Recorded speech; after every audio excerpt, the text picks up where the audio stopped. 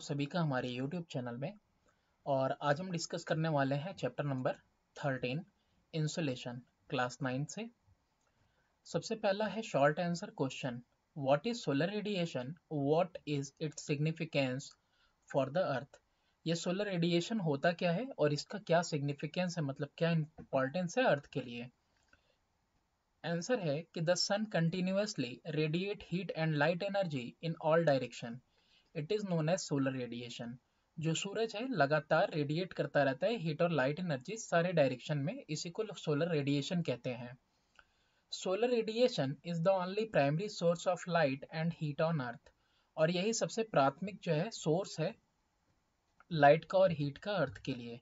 The earth receives its heat from solar radiation which is a tiny fraction of the earth radiated energy from the sun. तो जो radiated energy है ना उसका बहुत ही एक tiny fraction जो है अर्थ को मिलता है। What is meant by insolation, अब ये इंसोलेशन क्या होता है, चैप्टर का नाम ही है। State two of its main characteristic, और इसके दो मुख्य कैरेक्टरिस्टिक या विशेषताएं बतानी है। तो the amount of solar energy received by the earth is called insolation, कि कितना सोलर एनर्जी अर्थ के द्वारा रिसीव किया जा रहा है, इसको इंसोलेशन कहते हैं। But only 1 part out of 2 billion part reaches the earth, 2 billion part अगर किया जाए अर्थ के सोलर रेडिएशन का, तो सिर्फ उसका 1 पार्ट हम लोगों तक पहुंचता है अर्थ पे। So out of total 100% solar energy, only 51% reaches the earth, 35% reflected back to into space and only 14% is absorbed by the ozone layer। अब जो धरती पे भी आ रहा है उसमें से भी 100% में से 51% धरती पे पहुंचता है, 35% रिफ्लेक्ट हो जाता है स्पेस में, और 14% एब्जॉर्ब होता है ओजोन लेयर के द्वारा। State two advantages of convectional heating of the atmosphere. Convectional heating जैसे कि वाटर में होता है कि जो कोल्ड पार्टिकल होते हैं वो वार्म हो जाते हैं और हट जाते हैं, फिर कोल्ड पार्टिकल आते हैं वार्म होने के लिए। तो ये जो कन्वेक्शनल हीटिंग एटमॉस्फेयर में होता है इसका क्या एडवांटेज है। तो convectional heating of the atmosphere is done by heating up the layer of air touching land surface and rising up to warm up the layer, while the cold sinks down and again heated up by the terrestrial radiation। कह रहा है कि ये जो convectional heating है atmosphere की, ये किससे होती है। एयर का जो लेयर है जो जमीन को टच कर रहा है सरफेस को, वो गर्म होके ऊपर उड़ जाती है, और ऊपर जो ठंडी हवा है, ठीक है, सरफेस से काफी ऊपर, वो नीचे सिंक डाउन कर जाती है और फिर वो गर्म होकर ऊपर उड़ जाती है टेरेस्ट्रियल रेडिएशन के द्वारा, यानी कि धरती के सतह से जो रेडिएशन होता है निकलता है उसकी वजह से। This circulation causes formation of cloud, rainfall and mild changes in climate behaviour. अब ये जो सर्कुलेशन है यानी कि ठंडी हवा का ऊपर से नीचे सिंक करना, और नीचे जो गर्म हवा है सरफेस के साथ लग के फिर गर्म होके ऊपर उड़ जाना, इसकी वजह से बादल घिरते हैं, बारिश होती है, और जो है टेम्परेचर में क्लाइमेट में बदलाव आते हैं थोड़े बहुत। Name 4 factor that affect the temperature of a place, किसी जगह के तापमान को अफेक्ट करने वाले फैक्टर्स के नाम बताने हैं। तो एक है latitude, altitude, natural vegetation, distance from sea, wind direction, कितने लैटिट्यूड पे है, कितनी ऊंचाई पे है, और वनस्पतियां कैसी हैं वहां, और समुद्र से दूरी कितनी है, और विंड डायरेक्शन किस तरफ का है। नेक्स्ट है state the pattern of temperature in mid altitude, temperature का हमको पैटर्न बताना है मिड एल्टीट्यूड में। तो due to the spherical shape of the earth, earth के स्फेरिकल शेप की वजह से the temperate zone gets less insolation resulting in a moderate climate with normal temperature ranging from 15 to 30 degree Celsius. अब spherical shape होने की वजह से जो टेम्परेट जोन है उसको कम इंसोलेशन मिलता है, यानी कम हीट लाइट एनर्जी मिलती है, जिसकी वजह से टेम्परेचर मॉडरेट रहता है। मॉडरेट मतलब ना ज़्यादा गर्म ना ज़्यादा ठंडा, और टेम्परेचर का जो रेंज है वो 15 से 30 डिग्री सेल्सियस रह जाता है। The duration of sunshine is greater in summer than in winter, लेकिन जो सनशाइन है ना वो ज़्यादा देर तक के लिए रहती है समर में, और विंटर में कम देर के लिए रहती है, इसीलिए जो समर है, summer is warm and the winter is cold. Question number 6 है कि what difference is there in the temperatures on a mountain and on a sea shore. पूछ रहा है कि क्या डिफरेंस है तापमान में, जो कि एक पर्वत पे हो, माउंटेन पे हो, और सी शोर पे टेम्परेचर का क्या डिफरेंस होगा। तो एज वी नो कि rate of decrease of temperature is 1 degree Celsius for every 166 metre. हमको पता है कि 1 डिग्री सेल्सियस तापमान कम हो जाएगा अगर हम 166 metre height above the sea level जा रहे हैं। तो the temperature on a mountain are far lesser than the temperature on a sea shore which is nearly at zero height. इसीलिए जो पर्वत है, पर्वत के ऊपर का तापमान जो होगा वो काफी कम होगा इन कंपैरिजन टू सी शोर, जिनकी हाइट जो है जीरो मानी जाती है। Why is India cooler in December than in July. जो अपना इंडिया है, भारत है, वो दिसंबर में ठंडा रहता है जुलाई के कंपैरिजन में। जुलाई में तो गर्मी का मौसम रहता है, बारिश भी होती है। Tropic of Cancer passes midway across India.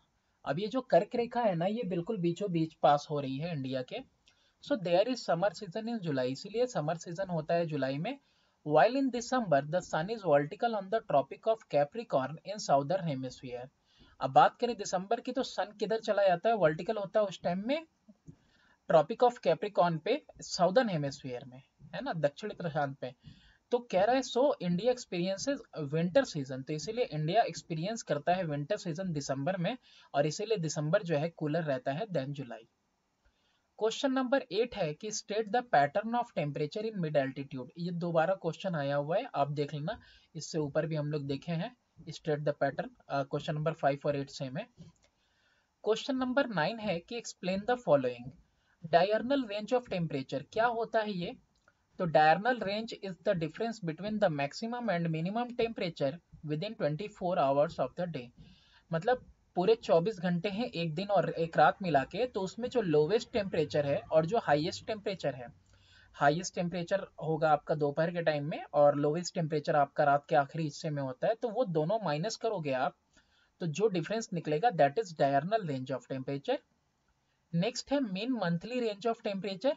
तो अब ये डिफरेंस होता है मैक्सिमम और मिनिमम, मीन निकालेंगे पूरे एक महीने का, उसको डिफरेंस का उसका डिफरेंस निकालेंगे, तो मीन मंथली रेंज मिलेगा टेम्परेचर का। Mean annual range of temperature क्या होता है, अब ये पूरे साल का निकाला जाएगा, पूरा मीन मैक्सिमम और पूरा मीन मिनिमम दोनों का डिफरेंस। लेकिन मोस्टली इसको कब से कब तक करते हैं, बिटवीन जून एंड जनवरी हम लोग मेजर करते हैं। Define briefly heat balance. अब ये हीट बैलेंस क्या है, तो heat balance is defined as the state of equilibrium that exist on earth between incoming insolation from the sun and the outgoing terrestrial radiation from the earth. Heat balance को define किया गया है कि state of equilibrium है जो धरती पर है, और ये किसके बीच में है कि जो इंसोलेशन आ रहा है और जो टेरेस्ट्रियल रेडिएशन से वापस जा रहा है, इन दोनों के बीच में ये बैलेंस क्रिएट करके रखता है हमारा अर्थ। वरना अर्थ क्या हो जाएगा, बिल्कुल एक्सेस हीट हो जाएगा, एक्सेस हीटेड हो जाएगा। Name the heat zones of the अर्थ। तो टॉरिड जोन, टेम्परेट जोन और फ्रिजिड जोन है। डिस्टिंग्विश करना है between each of the following. Insolation और टेरेस्ट्रियल रेडिएशन के बीच में आपको डिफरेंस बताना है, डिस्टिंग्विश करना है। इंसोलेशन की बात करें तो it is the incoming solar radiation intercepted by the earth. Insolation क्या है, जो सोलर रेडिएशन इंटरसेप्ट कर रहा है, हमारा अर्थ रिसीव कर रहा है, परसीव कर रहा, और ये ट्रेवल होता है शॉर्ट वेव्स में। इंसोलेशन इन्वॉल्व करता है only 51 unit out of 100 unit of solar radiation, क्योंकि बाकी 49 यूनिट, 35 यूनिट तो रिफ्लेक्ट बैक हो जाते हैं और 14 यूनिट एब्जॉर्ब हो जाते हैं आपके ओजोन लेयर से। टेरेस्ट्रियल रेडिएशन ये क्या है, तो ये तो धरती पे होता है, it is the earth radiation given back to the atmosphere and space. ये टेरेस्ट्रियल रेडिएशन सरफेस पे होता है और ये वापस अर्थ वापस भेज देता है एटमॉस्फेयर को और स्पेस को। It travel in long waves, और ये जाता है वापस लॉन्ग वेव्स के फॉर्म में। 51 यूनिट ऑफ इंसोलेशन जो कि अर्थ पे आई है, उसमें से 34 unit are transfer to the atmosphere और 17 यूनिट जो है कि वापस स्पेस में चला जाता है। लैंड ब्रीज और सी ब्रीज। तो लैंड ब्रीज क्या है, ये लैंड ब्रीज ब्लो करता है toward the from land to sea, जमीन से समंदर की तरफ, और ये कब होगा, नाइट में होगा, जब जमीन ठंडी हो जाएगी जल्दी। It makes the sea water cooler, और ये समंदर के पानी को ठंडा बनाएगा। It moderate the temperature of the sea, और ये समंदर के टेम्परेचर को मॉडरेट करेगा। सी ब्रीज की बात करें तो it blows from sea to land, और ये दिन में होगा, समंदर से ठंडी हवाएं जमीन की तरफ आएंगी। It makes coastal part warmer, और ये जो है तट का इलाका जो है उसको वार्मर रखेगा, और ये मॉडरेट करता है क्लाइमेट को कोस्टल पार्ट के। थर्ड है स्ट्रक्चर्ड क्वेश्चन है, how is heat balance achieve, heat balance कैसे अचीव किया जाता है।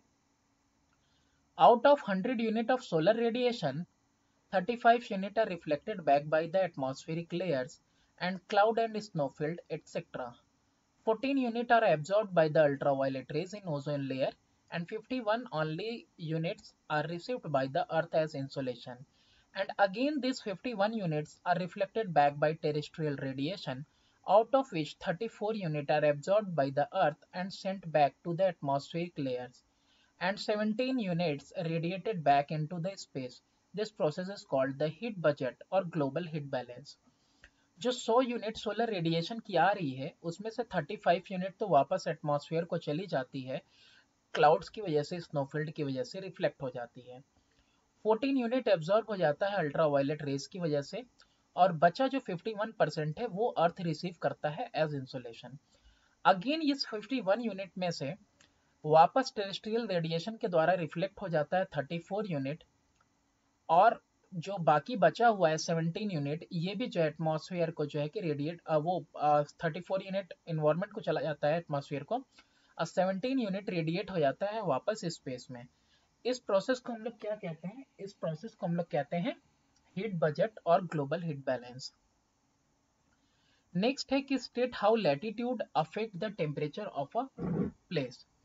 तो लैटिट्यूड अफेक्ट करता है, तो temperature of the atmosphere and altitude are inter related. जो वातावरण का तापमान है और जो ऊंचाई है दोनों एक दूसरे से संबंधित है, इंटर रिलेटेड है।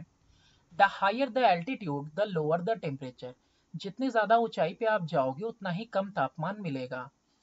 This is because of the following factor, और कौन कौन से फैक्टर्स हैं। पहला है कि air is cooler at higher altitude than on earth surface. हवा जो ऊपर है हायर एल्टीट्यूड पे वो ठंडी है अर्थ के सरफेस से। Main reason for the decrease of temperature with height is that the atmosphere is heated from below more by terrestrial radiation than by incoming solar radiation. कहने का मतलब ये है कि जो सूरज की रोशनी आ रही है उससे बीच का इन्वायरमेंट अफेक्ट उतना नहीं होता, उतना ज्यादा गर्म नहीं होता, जितना कि टेरेस्ट्रियल सरफेस पे जो है टेरेस्ट्रियल रेडिएशन की वजह से सरफेस की एयर वार्म अप हो जाती है, इसीलिए ऊपर की हवा ठंडी रहती है, नीचे की गर्म। दूसरा है फैक्टर कि air on the surface of the अर्थ, जो हवा है अर्थ के सरफेस पे वो डेंसर है, क्योंकि देखो ग्रेविटी क्या करेगी, हैवी पार्टिकल्स को नीचे की तरफ खींचेगी and contains more carbon dioxide, और जो सरफेस पे एयर है ना उसमें कार्बन डाइऑक्साइड की मात्रा भी ज्यादा है। कार्बन डाइऑक्साइड की खासियत होती है कि वो हीट को ट्रैप करके रखता है। Water vapour and other gases भी यहीं मिलेंगे आपको सरफेस पे, तो hence its heat absorption capacity is more in lower layer than in upper layer where its density is less. lower layer यानी कि टेरेस्ट्रियल की बात करें, जमीन के सरफेस की बात कर रहे हैं कि वहां पे एयर हैवी है तो वो ज्यादा जल्दी हीट अप होगा, डेंसिटी भी ज्यादा है। जबकि अगर हम लोग बात करें ऊपर की, तो ऊपर जो है एयर पतला है, कम डेंस है, इसलिए ऊपर हीट अप कम होगा। नेक्स्ट है give a reason for each of the following. पहला है North India has a greater range of temperature than South India. तो नॉर्थ इंडिया के पास ज्यादा रेंज है टेम्परेचर का साउथ इंडिया से, ऐसा क्यों है। North India comes in temperate zone, North India temperate zone में आता है, while South India comes in torrid zone situated in the north and south of Tropic of Cancer. जो आपका साउथ इंडिया है ना वो टोरिड जोन के north और साउथ में आता है, ट्रॉपिक ऑफ कैंसर के जो है नॉर्थ और साउथ में आता है। ठीक है, ट्रॉपिक ऑफ कैंसर जो है उसके नॉर्थ और साउथ अगल बगल है वो area covered. So north Indian places के पास ज्यादा रेंज होता है, और ये रेंज देखो राजस्थान में बहुत ही ज्यादा है, क्योंकि राजस्थान पूरा डिजर्ट एरिया है, तो वहां पे रातें बहुत ज्यादा ठंडी होती हैं और दिन बहुत ज्यादा गर्म। The temperature of Delhi is less than that of Chennai in December. Temperature Delhi का बहुत कम होता है दिसंबर में, जबकि चेन्नई का उतना कम नहीं होता है, दिल्ली में ठंडी पड़ रही होती है। Delhi is far from the sea, Delhi जो है समुंदर से काफी दूर है, while Chennai is situated along the coast of bay of Bengal, जबकि चेन्नई जो है बे ऑफ बंगाल के तट पे है। So Delhi is colder than Chennai in December. तो इसीलिए जो सी है ना समंदर, वो मॉडरेट करता है क्लाइमेट को। इसीलिए दिसंबर में चेन्नई में ठंडी कम पड़ती है, जबकि दिल्ली में टेम्परेचर ज्यादा डाउन रहता है। नेक्स्ट है कि desert areas experience a high day temperature and a much lower night temperature. अब जो रेगिस्तान के एरिया हैं उनमें रात का जो तापमान होता है बहुत कम होता है और दिन का तापमान बहुत हाई होता है। Desert areas are covered with large sand plains. जो रेगिस्तान का इलाका है वो बालू से पूरा ढका हुआ है। A physical property of sand is to heat it up quickly and cool down abruptly. अब फिजिकल प्रॉपर्टी क्या है बालू की, कि जल्दी ठंडा होता है और जल्दी गर्म भी हो जाता है। So the day temperature is very high and the night temperature is very less. तो इसीलिए धूप में बहुत ज्यादा गर्म हो जाता है तो टेम्परेचर हाई हो जाता है, जबकि रात में जल्दी ठंडा हो जाता है तो टेम्परेचर कम हो जाता है। Draw label diagram to show the heat budget. तो यहाँ पे देखो इनकमिंग सोलर रेडिएशन है और फिर यहाँ पे दिखा रहा है 51% जमीन पे आएगा, 14% जो है कि आपका ओजोन लेयर ले लेगा और 35% रिफ्लेक्ट बैक हो जाएगा क्लाउड्स वगैरह इन्वायरमेंट से। और फिर यहाँ पे देखो वापस की बात कर रहा है, ये डायग्राम आपको बुक में मिल जाएगा। नेक्स्ट क्वेश्चन नंबर 2 है कि state the 5 temperature zone of the earth. Torrid zone है जो कि ट्रॉपिक ऑफ कैंसर और कैप्रिकॉर्न के बीच में है। नॉर्थ टेम्परेट जोन है और south temperate zone and the 2 frigid zone है। फिर उसके बाद आर्कटिक सर्कल है और एंटार्क्टिक सर्कल है। बी है इसका कि explain the normal lapse rate. ये नॉर्मल लैप्स रेट क्या है? Rate of decrease of temperature with height is about 6 degree Celsius per kilometre above the sea level. Sea level से ऊपर जाते हुए 1 किलोमीटर पे ऊंचे पे जाओगे तो 6 डिग्री सेल्सियस कम हो जाएगा। यानी 1000 मीटर को अगर 6 से डिवाइड करो तो वो आ जाएगा लगभग 166 मीटर, यानी पर 166 मीटर हाइट के साथ 1 डिग्री सेल्सियस टेम्परेचर डाउन होती जाएगी और इसी फॉल को कहते हैं नॉर्मल लैप्स रेट। सी वाला है give a reason for each of the following. Distance from the sea effect the temperature of a place. जो डिस्टेंस है समंदर से किसी भी जगह के तापमान को वह अफेक्ट करता है। तो warm effect of sea keep the temperature less in summer and higher in winter. तो जो वार्म इफेक्ट है समंदर का वो टेम्परेचर को कम रखता है गर्मी में, तो टेम्परेचर कम रहेगा गर्मी में और जाड़े में थोड़ा हाई रहेगा। जैसे कि बॉम्बे को देखो आप, तो बॉम्बे का जो टेम्परेचर है वो गर्म रहता है, जबकि दिल्ली का जो है ठंडा रहेगा विंटर में। तो ये किसकी वजह से हो रहा है? ये सिर्फ और सिर्फ डिस्टेंस फ्रॉम सी की वजह से हो रहा है। बॉम्बे समंदर के किनारे है और दिल्ली समंदर से दूर है। Land is heated and cooled faster than the sea. अब यहाँ कह रहा है कि जो जमीन है वो समंदर से ज्यादा जल्दी गर्म भी होती है और ठंडी भी होती है। In the desert of Rajasthan range of temperature is highest due to physical property of land to be heated and cooled down quickly with respect to the sea। समंदर में पानी है और पानी बहुत देर में गर्म होता है, बहुत देर में ठंडा होता है, जबकि बालू क्या है, रेत क्या है कि बहुत जल्दी गर्म हो जाएगा, बहुत जल्दी ठंडा हो जाएगा। तो इसीलिए राजस्थान में रेंज ऑफ टेम्परेचर बहुत ज़्यादा मिलेगा और जबकि समंदर के किनारे के इलाकों में कम। तो इसीलिए टेम्परेचर डिफरेंस अगर तुम देखना चाहो मैंगलोर और चेन्नई का तो कम मिलेगा, और जबकि राजस्थान का देखना चाहो तो बहुत ज़्यादा मिलेगा। The port of the western coast of Europe remain ice free during winter. अब देखो जाड़े का मौसम है लेकिन फिर भी वेस्टर्न कोस्ट जो है, वेस्ट का तट का इलाका यूरोप का, वो आइस फ्री रहता है, मतलब बर्फ नहीं जमती है जाड़े में भी। Due to warm effect of the gulf stream and north Atlantic drift, इन हवाओं की वजह से जो पोर्ट है वेस्टर्न यूरोप का remain ice free in winter. जाड़े के दिनों में भी ये हवाएं चलती हैं जिसकी वजह से वो आइस फ्री रहता है और वो मोटिवेट करता है सक्सेसफुल इंटरनेशनल ओशियनिक ट्रेड को, और ट्रेड होता है। जैसे कि एग्जांपल है London, Calais, Lisbon, Amsterdam, Brest, Le Havre etcetera. Draw a label diagram showing that the vertical rays are hotter than the slanting rays. ये डायग्राम आप बना लेना।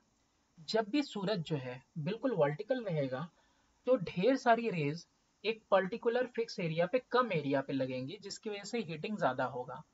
जबकि अगर स्लैंटिंग रेज है, वर्टिकल ना होकर स्लैंटिंग है, ऐसे में क्या होगा, जो रेज हैं वो ज्यादा लार्ज एरिया कवर करेंगे जिसकी वजह से हीट डिस्ट्रीब्यूट हो जाएगा और गर्मी कम होगी। How does the distance from the sea affect the distribution of temperature.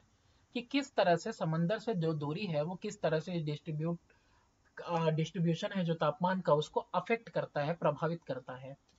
Due to the physical property of water, water की फिजिकल प्रॉपर्टी क्या है, which is heated up and cool down slowly. देखो लैंड का था fastly, लेकिन इसका क्या है, स्लोली। सॉरी।